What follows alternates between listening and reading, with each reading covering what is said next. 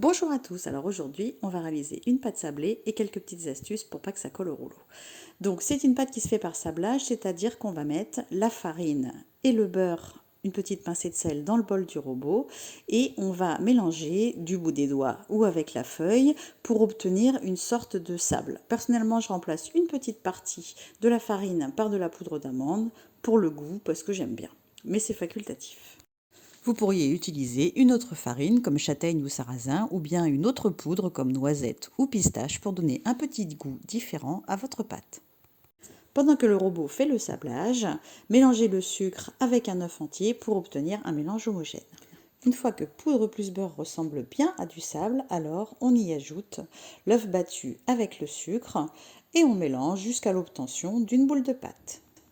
Alors, comme vous pouvez le voir, c'est une pâte qui colle beaucoup.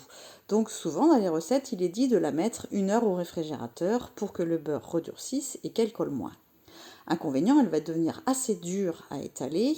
Et puis, quand on étale, on donne de l'élasticité au gluten. Donc normalement, il faudrait lui refaire faire un deuxième repos au frais pour que la pâte ne soit pas élastique. Ça fait perdre du temps.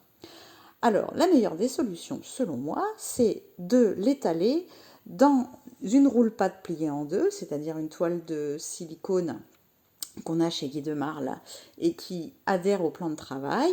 Si vous n'avez pas la toile roule-pâte, mais que vous avez la cile-pâte, vous pouvez l'étaler entre deux cile-pâtes ou entre une toile cile-pâte et un papier sulfurisé. Ça glisse un peu plus sur le plan de travail, mais ça marche quand même. Si vous n'avez rien, vous pouvez faire entre deux papiers sulfurisés. La pâte étant molle, elle est facile à étaler. Elle ne colle pas à votre rouleau puisqu'elle est isolée par la roule-pâte ou du papier sulfurisé. Après quoi, ce que je vous recommande, c'est de mettre votre pâte au congélateur. Ainsi, elle va devenir très dure et quand vous en aurez besoin, elle sera facile à utiliser parce qu'elle ne collera plus du tout à la roule-pâte, elle ne collera pas à vos découpoirs et elle revient à température et redevient molle en à peine 5 minutes, ce qui va vous permettre de bien la placer sur vos moules ou votre fond de tarte.